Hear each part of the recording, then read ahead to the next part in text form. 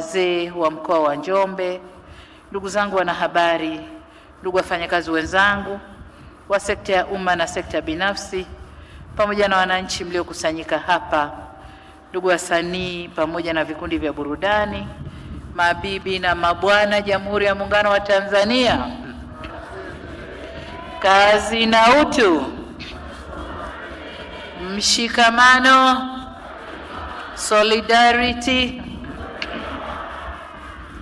Awali ya yote, niruhusu nami niungane na walionitangulia kumshukuru Mwenyezi Mungu mwingi wa rehema kutujalia afya njema na kutufikisha salama hapa Njombe. Tumekutana katika kilele cha maadhimisho ya siku ya wafanyakazi duniani. Kwa wafanyakazi wenzangu tuliosafiri kutoka maeneo mbalimbali ya nchi kuja mkoani hapa, niseme poleni na safari, na kwa wenyeji wetu mkoani Njombe tunasema asanteni sana kwa mapokezi mazuri mliotupatia. Ninafurahi kwamba mmejitokeza kwa wingi. Hongereni sana wana Njombe na wote wa nyanda za juu kusini kwa mwitikio huu mkubwa. Vile vile nitoe shukrani za dhati kwa uongozi wa shirikisho la vyama vya wafanyakazi TUCTA chini ya rais mwenzangu ndugu yetu Jumaine Nyamhoka kwa kuendelea kunipa heshima kushiriki na wafanyakazi wenzangu katika maadhimisho ya siku hii muhimu kwa wafanyakazi duniani. Heshima hii inadhihirisha ushirikiano mzuri uliopo baina ya serikali, vyama vya wafanyakazi na wafanyakazi wote katika kujenga nchi yetu pamoja na waajiri. Vile vile niwapongeze Chama cha Walimu Tanzania chini ya uongozi wa TUCTA kwa kuratibu vyema maandalizi ya shughuli hizi. Aidha, nitumie fursa hii kuwapongeza viongozi na wanachama wa CWT na TUCTA pamoja na vyama vyote kwa kushiriki kikamilifu kufanikisha sherehe hizi, bila kusahau uongozi wa mkoa wa Njombe wakiongozwa na mkuu wa mkoa Mheshimiwa Anthony Mtaka kwa uratibu mzuri kwa kushirikiana na ofisi ya Waziri Mkuu, kazi ya ajira na mahusiano. Hakika Njombe imependeza na inavuma. Hongera sana Mheshimiwa mkuu wa mkoa. Mimi na mkuu wa mkoa Mtaka tuna bahati moja.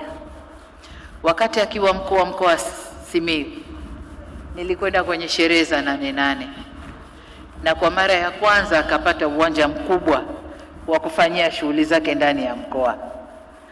Lakini akiwa mkuu wa mkoa hapa amepata uwanja huu leo, na hakika baada ya sherehe hizi uwanja huu unakwenda kutumika na mambo mengine zaidi. Hongera sana Mheshimiwa mkuu wa mkoa. Wakati maandamano yanapita hapa, kwa nasikiliza mabishano baina ya waziri mkuu na rais wa TUCTA. Wanasema Singida tumeibiti. Mkuu wa mkoa waziri mkuu anasema kidogo, lakini labda kwa sababu uwanja wenu mkubwa, lakini kwa popote Njombe oye.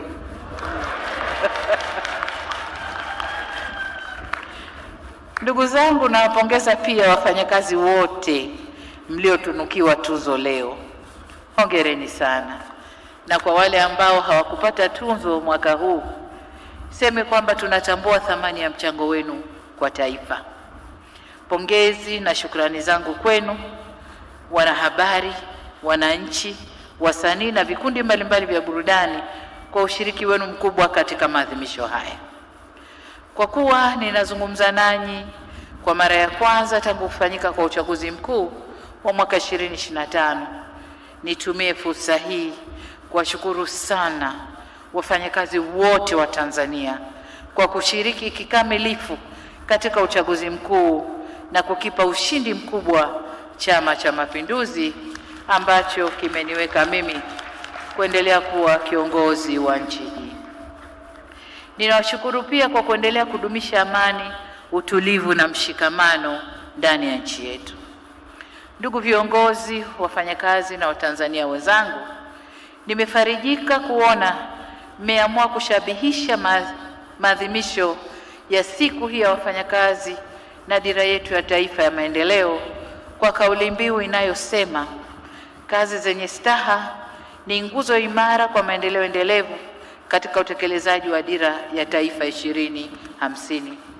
Hii inaonyesha uelewa mzuri wa wafanyakazi kwa dira yetu ya maendeleo ya miaka 25 inayokuja. Kauli mbiu hii inaonyesha mwelekeo wetu sahihi tuliojiwekea katika dira yetu kama taifa katika kuyafikia malengo ya maendeleo kwa kutangaza heshima, utu na ustawi wa mfanyakazi. Kama tunavyofahamu, kazi ni zaidi ya kipato, kazi ni utu, kazi ni heshima.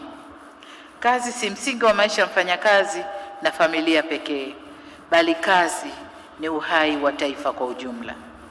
Ndio maana tunapozungumzia kazi zenye staha, tunazungumzia ajira yenye heshima, usalama, kipato cha haki na halali na mazingira yanayolinda utu wa mfanyakazi. Hapo ndipo inapodhihirishwa dhana yetu ya kazi na utu, tunasonga mbele. Kwa mujibu wa viwango vya shirika la kazi duniani ILO, na kwa kuzingatia lengo namba 8 la maendeleo endelevu, zile SDGs namba 8, linalohusu kazi zenye staha na ukuzaji uchumi, kazi yenye staha inajengwa katika nguzo kuu 4. Nguzo ya kwanza ni upatikanaji wa ajira yenyewe. Nguzo ya pili, ulinzi wa haki kazini. Nguzo ya tatu, hifadhi ya jamii, na nguzo ya 4 ni ushirikishwaji mahala pa kazi, yani utatu wetu: mwajiri, serikali na mwajiriwa au vyama vya wafanyakazi.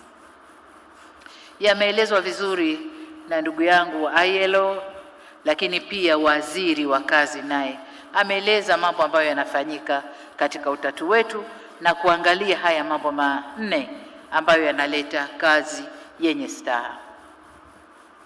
Sisi sote ni mashahidi wa namna serikali yetu ilivyojitahidi kwa kiwango kikubwa katika kuzitekeleza nguzo hizo. Tunafanya haya tukiamini kwa maendeleo na ustawi wa taifa letu yana maana ikiwa yatagusa maisha na ustawi wa mfanyakazi. Ndugu viongozi na wafanyakazi, tunaanza utekelezaji wa dira yetu katika mwaka ujao wa fedha 26-27 na tumejiwekea malengo makubwa ya kuwa na uchumi wa dola za Marekani zifikazo trilioni 1 ifikapo mwaka 2050. Hii ina maana kwamba miaka 25 ijayo, tukifika 2050, kwa wale watakaofika watashuhudia Tanzania ikiwa na uchumi mkubwa wa trilioni 1 dola, sio Tanzania shilling. Haya ni malengo makubwa sana, lakini malengo haya ninakubaliana nanyi wafanyakazi kwamba wafanyakazi ambao ni nguvu kazi ya taifa letu, mnayo nafasi na wajibu mkubwa katika kufanikisha utekelezaji wa malengo haya. Malengo haya tunategemea nyinyi wafanyakazi kutoa mchango mkubwa katika kuyafikia. Hivyo niwahakikishie kwa serikali itaendelea kutambua na kuthamini mchango wa kundi hili kwa kuendelea kuboresha mazingira mazuri yenye staha kwa wafanyakazi wote wa sekta ya umma na sekta ya binafsi katika kutimiza safari hii ya maendeleo tunayokwenda kuianza mwezi Julai mwaka huu. Ndugu zangu, nimepokea kwa moyo wa shukrani pongezi zilizoelekezwa kwa serikali kutokana na mafanikio makubwa yaliyopatikana ambayo yanawagusa moja kwa moja wafanyakazi. Kimsingi niseme tu kwamba mafanikio hayo si jitihada za serikali peke yake, bali ni ushirikiano kati yetu wafanyakazi wa umma na sekta binafsi, waajiri na serikali. Bila ushirikiano huo, utayari na nguvu na jitihada zenu, tusingeweza kuyafikia mafanikio tunayoeleza leo hapa. Ni nguvu za wafanyakazi zimechangia katika mafanikio hayo. Hivyo basi, ninawashukuru sana kwa ushirikiano mnaotupatia wakati wote. Wafanyakazi oi! Aidha, naomba mniruhusu nitumie fursa hii kueleza kwa ufupi mambo makubwa tuliyofanya katika sekta ya kazi tunapoanza kipindi cha pili cha serikali ya awamu ya 6. Ndugu yangu Katibu Mkuu wa TUCTA ameeleza mambo mengi, lakini mengi ya yale tuliyafanya kipindi cha kwanza, then tukaenda kwenye uchaguzi, na sasa kuna mambo machache ambayo tumeyafanya ambayo pia ndugu Rais naye aliyagusia. La kwanza ni lile la ajira ndani ya sekta ya umma. Ajira 1012 tayari zimeshatoka. Hizi ni kwa ujumla mbali ambazo zimetangazwa na watu wanaendelea kuomba. Huko mbele tutakuja kuwaambia ni ngapi. Aidha, serikali imeratibu upatikanaji wa fursa za ajira nje ya nchi kama alivyosema, na vijana wa Kitanzania 7593 tumewapatia ajira nje ya nchi. Mipango ya kutafuta fursa zaidi za ajira nje ya nchi inaendelea ili kupunguza changamoto za ajira kwa vijana wetu. Katika hili nakubaliana na TUCTA kwamba tunahitaji kuwa na utaratibu wa wazi na usimamizi madhubuti wa Watanzania wanaokwenda kufanya kazi nje ili kuhakikisha haki na maslahi yao yanalindwa ipasavyo. Ninawashukuru TUCTA pia kwa kuanzisha kitengo maalum cha kushughulikia masuala haya. Na hapa nielekeze pia ofisi ya Waziri Mkuu, Kazi, Ajira na Mahusiano kuratibu na kusimamia kikamilifu swala hili kwa kushirikiana na Wizara ya Mambo ya Nje pamoja na balozi zetu. Kuratibu na kuharakisha. Najua kuna maombi mengi kutoka nchi za nje yanataka wafanyakazi, kwa hiyo mratibu na mharakishi vijana wetu wapate kazi nje, lakini msimamie maslahi yao. Jambo la pili ambalo serikali limefanya kama alivyosema Mheshimiwa Rais, kuongeza kima cha mshahara kwa sekta binafsi, na hapa nataka nishukuru sekta binafsi kwamba 80% ya waajiri wa sekta binafsi wameanza kulipa viwango hivyo, na bado tunaendelea kuzungumza na 20% iliyobaki ili nao walipe kima hicho cha chini cha mshahara. Nawapongeza kwa hatua hiyo, kwani huo ndio mwelekeo tunaotaka ili dhana ya kazi yenye staha isibaki kuwa nadharia, bali iguse maisha ya mfanyakazi kwa vitendo. Kwa waajiri ambao bado hawajaanza kulipa viwango hivyo, naomba mfanye hivyo, na namuona Rais wa ATE hapa pamoja na viongozi wengine. Naomba mtusaidie kuendelea kuelimisha na kuhamasisha wanachama wenu kutekeleza viwango hivyo vipya. Jambo jingine la kuboresha upatikanaji wa huduma jumuishi za kinga ya jamii kwa wote. Serikali imezindua programu ya nchi ya kazi za staha itakayotekelezwa kwa kipindi cha miaka 5 hadi mwaka 2030. Programu hii ina lengo la kuhakikisha Watanzania wapatao ajira zenye staha wanapata ajira zenye staha zinazozingatia haki, usalama, kipato, ulinzi wa kijamii na fursa sawa kwa wote. Aidha, serikali imezindua hifadhi scheme ili kuhakikisha wananchi waliojiajiri au walio katika sekta isiyo rasmi wanajumuishwa katika mfumo wa hifadhi ya jamii.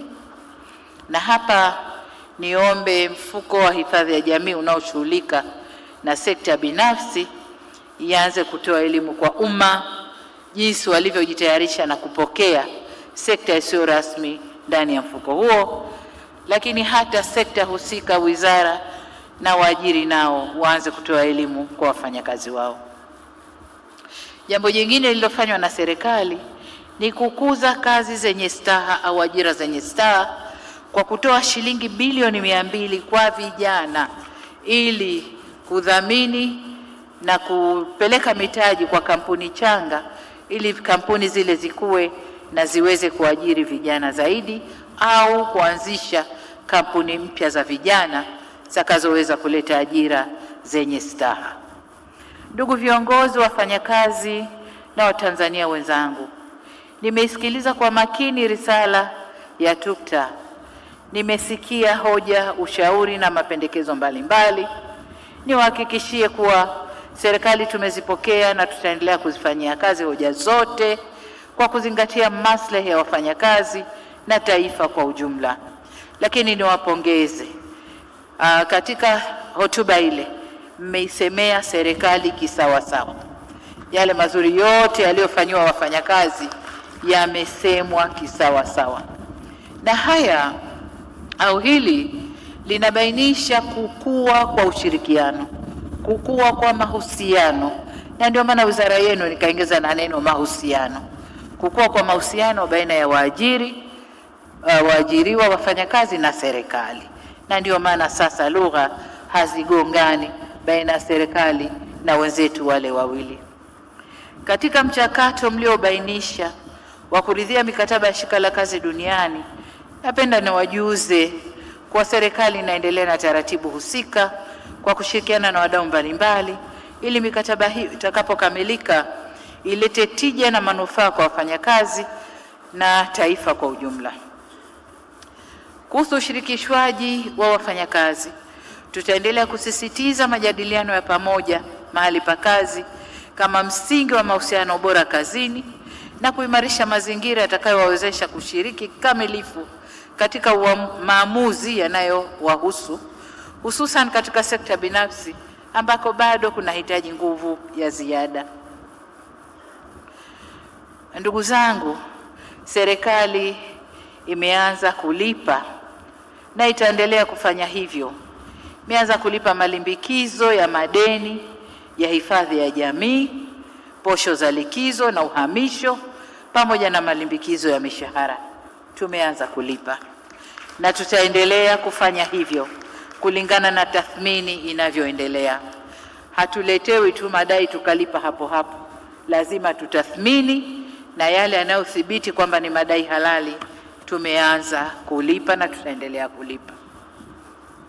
Hoja nyingine zote, ndugu zangu wa TUCTA, tumezipokea na ninaelekeza ofisi ya Waziri Mkuu Kazi, Ajira na Mahusiano kwa kushirikiana na TUCTA na ATE na wadau wengine kuzifanyia kazi na kuzipatia ufumbuzi, sababu lazima tuzifanyie kazi kwa pamoja, sio serikali peke yetu. Na ni imani yangu kuwa panapo mazungumzo haliharibiki jambo. Kwa waziri, vuta wenzio mzungumze, zifanyieni kazi hoja hizi moja baada ya nyingine ili mzimalize na tuende. Najua kwenye kazi, kwenye mahusiano, hoja zinaibuka tu. Tumalize hizi, tupokee nyingine, tuendelee kuzifanyia kazi. Ndugu zangu, tunapoangalia mustakabali wa taifa letu na kwa kuzingatia mwelekeo wa mabadiliko ya siasa na chumi za dunia unavyoweza kuathiri ulimwengu wa kazi, ni lazima waajiri na wafanyakazi tujiandae ipasavyo. Kama mnavyosikia, duniani huko mabadiliko ni makubwa. Kuna mambo yanaendelea huko ambayo kwa vyovyote vile yanaathiri chumi za dunia nzima, na hasa sisi nchi zinazoendelea. Kwa vyovyote vile lazima tukae kitako, tujitahidi au tujitayarishe kukabiliana na hali jinsi inavyobadilika. Na hili nataka nililathibishe na yale yaliyosemwa na bunge lilipopita hapa kwamba huko hayo mambo yanayotokea yanaleta ugumu wa maisha. Serikali ina mpango gani? Nataka niseme kwamba ule ugumu unaanza serikalini kwanza, alafu ndio unakwenda kwa wengine.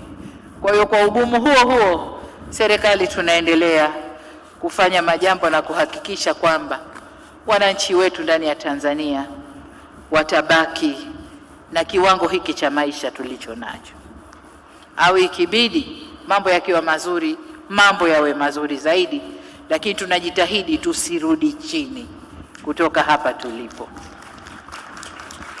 Kwa upande mwingine, maendeleo ya kiteknolojia na mifumo ya uzalishaji vinaendelea kubadilika, na ajira zijazo zinahitaji ujuzi, maarifa na teknolojia mpya.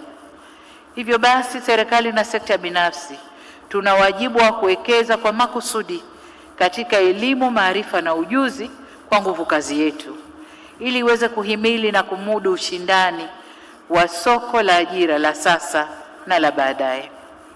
Sisi serikali tutaendelea kuimarisha mikakati ya kurasimisha sekta isiyo rasmi ambayo inaajiri mamilioni ya Watanzania, sambamba na kuimarisha mawasiliano na ushirikishwaji wa makundi hayo katika masuala ya kazi na maendeleo ya taifa. Ndugu zangu, ninapoelekea kuhitimisha, niendelee kusisitiza wajibu wetu katika ujenzi wa nchi yetu.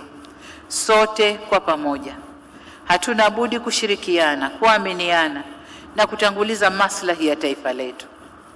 Ninawahimiza tuendelee kufanya kazi kwa bidii, kwa uadilifu na kwa weledi ili kujenga uchumi imara na ustawi wa jamii. Serikali itaendelea kuboresha mazingira ya kazi na maslahi ya watumishi kwa kadri uchumi utakavyoruhusu. Tutaendelea kuchukua hatua zaidi za kuimarisha ustawi wa wafanyakazi, na kwa hivyo ndugu zangu, chapeni kazi. Serikali ipo, inawasikiliza na inawathamini. Kazi na utu. Ndugu wafanyakazi, kama isemavyo kauli mbiu yetu, kazi haiwezi kuwa na staha bila amani, na hakuna ustawi wa mfanyakazi bila utulivu wa taifa.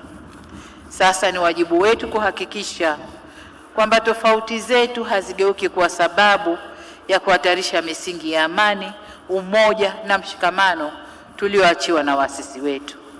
Tushikamaneni, tufanye kazi, tujenge taifa letu na tujenge heshima ya nchi yetu. Kwa ndugu zangu wa Njombe, mmemsikia mkuu wa mkoa. Ujaji wangu leo alipanga mambo mengi niyafanye ndani ya leo, na ingewezekana nibaki mpaka kesho, lakini kuna majukumu ya kitaifa mengine yananihitaji, nabidi leo nirudi tena Dar es Salaam. Lakini niwaahidi kwamba nitakuja kwa ziara rasmi. Nitakuja kwa ziara rasmi ili nione yale yote mkuu wa mkoa ambayo ameyasema, na ikibidi tupokee mapya ya kwenda kuyafanyia kazi ili Njombe ipae kwa maendeleo. Njombe oye! Na mwisho kabisa, ninawashukuru wafanyakazi wote kwa kuthamini jitihada zilizofanywa na zinazoendelea kufanywa na serikali katika kuboresha maslahi yenu au maslahi ya wafanyakazi katika sekta ya umma na katika sekta binafsi. Kama alivyosema Rais wa TUCTA kwamba mwaka huu katika kikao chetu hawakuja na madai mapya, na hawakuja na madai mapya, wao wenyewe walikuja na kauli ya kunipa pole kwamba tumetoka kwenye uchaguzi na uchaguzi ule tumeugharamia wenyewe wa Tanzania. Kwa hiyo tumetumia kiasi kikubwa cha fedha ambazo tulikuwa tukikusanya huko nyuma. Lakini pia kama nilivyosema, kuna mabadiliko ya kisiasa na chumi za dunia ambayo yanaathiri pia uchumi wetu. Kwa nako huko tumeathirika kidogo, tunaendelea kujipanga. Lakini vile vile kwa bahati mbaya tumepata uharibifu wa mali zilizoharibika wakati wa vurugu Oktoba 25, lakini uharibifu wa miundombinu inayotokana na mvua kuwa kubwa ndani ya nchi yetu. Kwa hiyo fedha tunayoikusanya tunaelekeza kwenye urekebu au kurekebisha miundombinu iliyoharibika. Lakini vile vile kulipa madeni, tumesema tulipe kwanza madeni ya wafanyakazi, madeni ya wakandarasi, ili tunapoanza utekelezaji wa dira mpya tuanze tukiwa na mwelekeo mzuri unaoeleweka. Kwa maana hiyo ndio sababu TUCTA mwaka huu wamesema, Mheshimiwa, wewe chapa kazi tu. Mwaka huu tutafunga mkanda, tutakuja kukudai mwakani.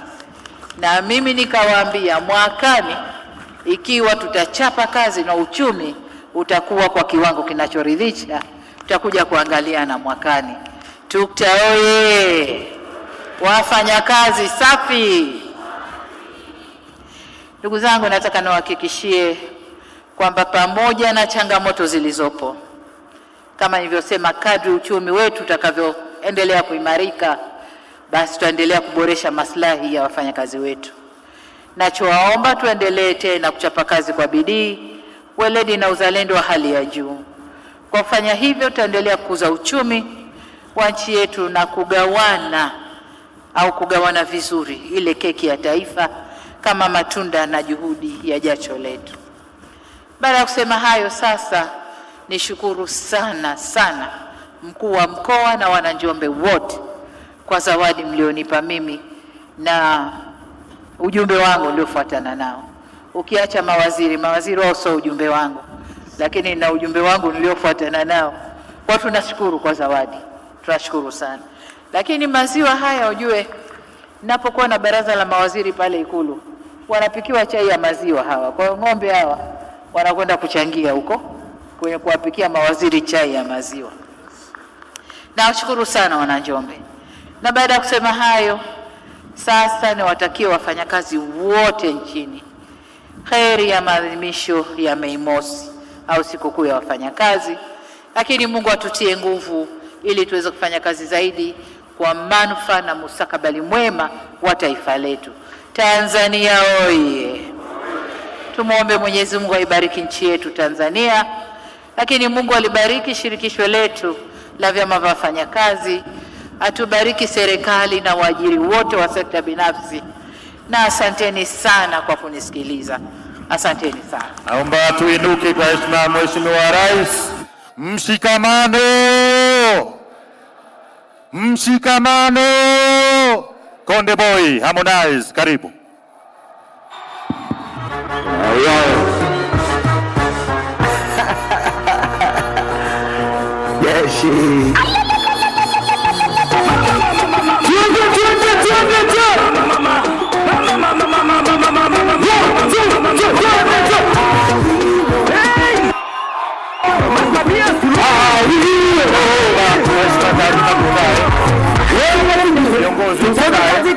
Konde Boy, endelea.